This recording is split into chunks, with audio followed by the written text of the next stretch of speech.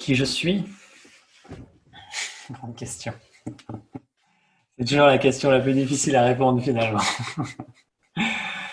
J'ai un rôle d'enseignant, clairement, de transmetteur dans cette vie-là. Donc j'ai énormément cherché, je me suis énormément cherché. J'ai testé énormément de choses, j'ai fait beaucoup de méditation, beaucoup de pratiques, j'ai suivi beaucoup d'enseignants.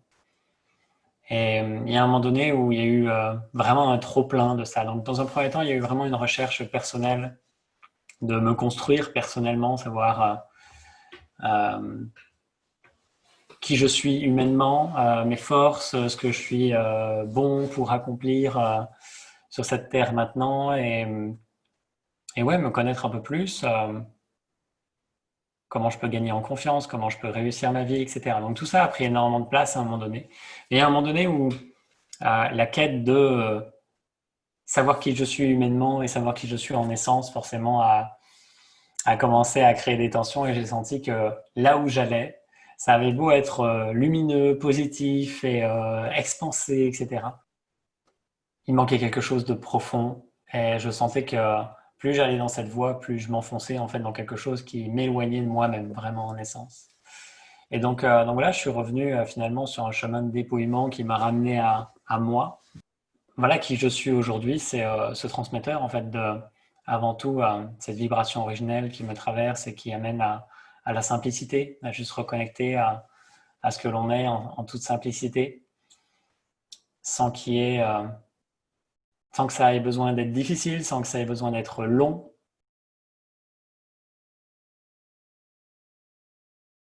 En fait, l'éveil et l'ascension, c'est la même chose, sauf que c'est perçu extrêmement différemment et l'énergie associée aux deux mots est extrêmement différente. Enfin, l'ascension, c'est très New Age en fait. C'est c'est très porté par le New Age et par un humain qui veut ascensionner et avoir plein de pouvoirs, etc., plus de maîtrise. Et derrière l'éveil, il y a quelque chose de beaucoup plus profond, austère, sérieux. Et c'est drôle parce qu'en fait, c'est exactement la même chose, mais c'est tellement perçu différemment que ça devient deux choses complètement différentes. Il y a comme l'illusion de croire qu'il y a un chemin comme unique que tout le monde à un moment donné doit emprunter pour vivre l'éveil ou pour ascensionner. Et, et c'est un leurre, parce que chacun aura sa voie. Et il y a une vraie invitation à juste lâcher tous les concepts qu'il y a autour de l'éveil, lâcher tous les concepts qu'il y a autour de l'ascension, et de pouvoir juste écouter au fond de soi ce qui fait vraiment sens et là où on doit être à l'instant T. Et ça invite vraiment à l'humilité. Je crois vraiment que le premier pilier d'une expansion de conscience ou vibratoire ou d'éveil, ça commence par céder la place en fait. Juste l'humilité à un moment donné de reconnaître que je ne sais pas, je ne sais pas par où il faut aller, je ne sais même pas où j'en suis certainement dans ce processus-là.